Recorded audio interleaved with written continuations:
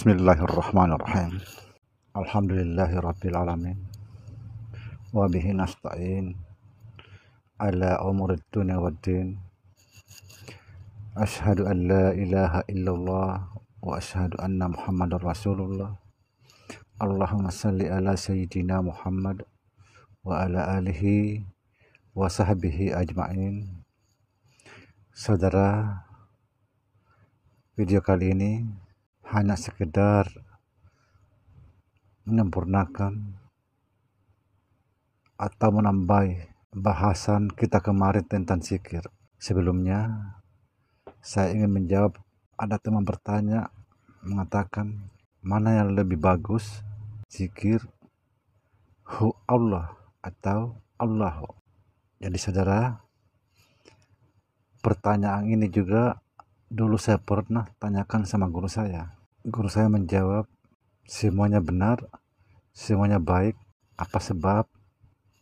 Karena setiap nama yang terputus memiliki awal dan akhir. Contoh, kita sebut Allahu, Allahu, Allahu, Allahu, Allahu. Kita tidak menemukan mana awal, mana yang akhir. Sebaliknya, hu Allah, hu Allah, hu Allah, hu Allah, hu Allah, hu Allah. Kita juga tidak menemukan mana yang pertama, mana yang akhir. Jadi kesimpulannya saudara, kesimpulannya bahwa dia yang awal, dia yang akhir. Jadi tidak usah dipermasalahkan. Semuanya bagus. Mau pakai Allahu boleh, mau pakai hu Allah boleh. Itulah saya pernah bilang, nama apapun kita sebut, Allah memilikinya. Saya ingin menyampaikan, sangat penting dipahami bagi saudara yang pemula atau baru belajar masuk ke zikir, atau saudara ingin ma'rifatul zikri atau mengenal zikir lebih dalam. Insya Allah saudara akan merasakan lezatnya berzikir. Saudara, pilihlah zikir untuk diamalkan sesuai kecenderungan alamimu. Karena nama apa saja kita sebut, Allah memilikinya. Dan juga sering saya katakan bahwa zikir itu hanyalah tujuan. Zikir itu hanyalah perjalanan, bukan tujuan. Perjalanan menuju Allah Subhanahu wa Ta'ala. Yang paling penting di sini adalah istiqomah. Istiqomah dalam berzikir. Jangan gonta-ganti zikir. Belum menikmati zikir yang satunya, ganti lagi, cari lagi. Tidak usah mencari mana zikir yang lebih tinggi, mana yang lebih rendah. Tidak perlu itu. Saudara, istiqomah berzikir dalam hati akan membangkitkan cahaya ilahiyah dalam hati. Sekali lagi, jika kita istiqomah berzikir dalam hati, akan membangkitkan cahaya ilahiyah dalam hati. Kita biasakan berzikir dalam hati. Karena kata guru saya, hati yang lalai dari Allah jangan disebut hati. Ia adalah sekedar darah kotor dipenuhi oleh iblis. Nauzubillah. Inilah kita pentingnya berzikir. Namun alangkah baiknya, ini sangat bagus saudara, ini satu ilmu. Alangkah baiknya jika setiap langkah, setiap gerak selalu beserta Allah Subhanahu wa Ta'ala. Jika setiap langkah, gerak harus disertakan dengan Allah Subhanahu wa Ta'ala. Saudara, zikir Allah Allah dalam hati adalah wilayah ini, wilayah yang sangat berbahaya juga. Kenapa? Karena banyak sekali tontonan, banyak cahaya bermunculan, bahkan kita diintai oleh jin. Kita diintai oleh jin.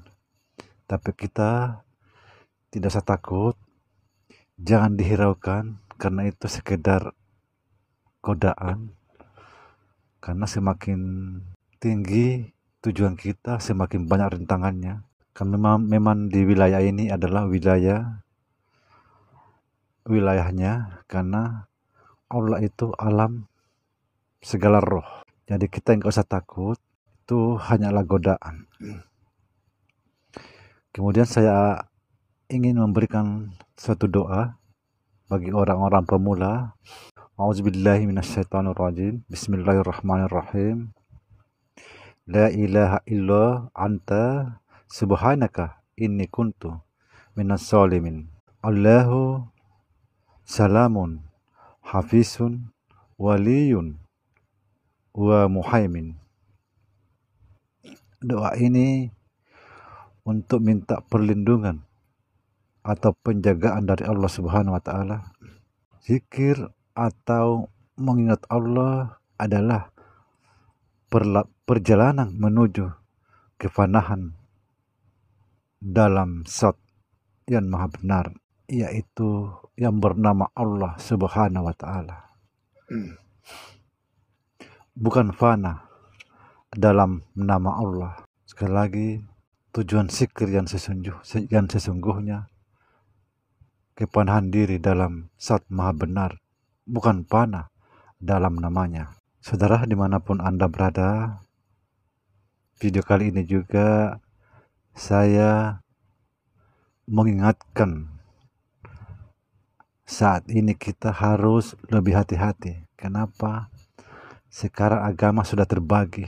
Inilah kenyataan ucapan Rasulullah Sallallahu Alaihi Wasallam, di mana beliau pernah berkata bahwa suatu saat ada masa agama Islam akan terbagi menjadi 73 bagian, tetapi cuma satu yang benar.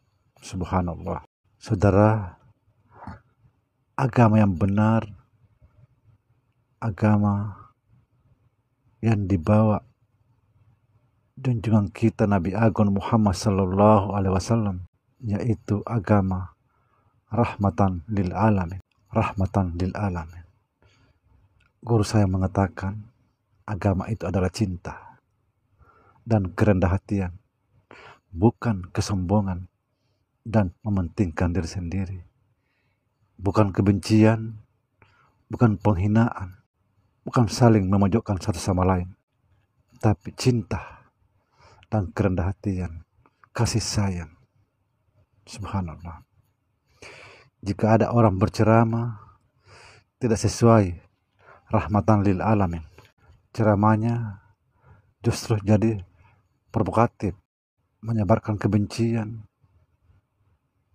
menghina, menghasut, jangan diikuti. Itu agama sesat. Saudara, dulu saya pernah menonton di YouTube, ini luar biasa. Ada seorang ustaz berceramah mengatakan bahwa agama yang benar itu adalah teroris. Nauzubillah. Inilah orang-orang yang disesatkan oleh Allah Subhanahu wa taala. Bagaimana teroris dianggap agama yang benar? Di mana-mana membuat kekacauan, kerusakan,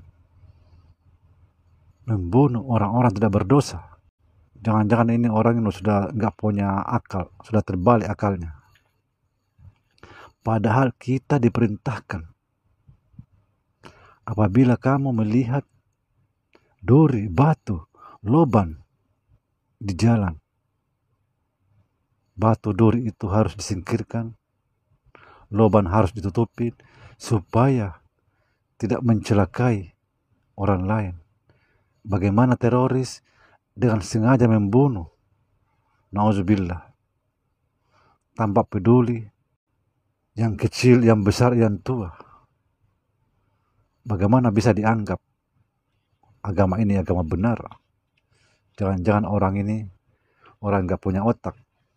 Padahal ustadz itu saya lihat jenggotnya panjang, jamban. Makanya saudara jangan tertipu semua itu. Walaupun itu bisa terbang, tapi lihatlah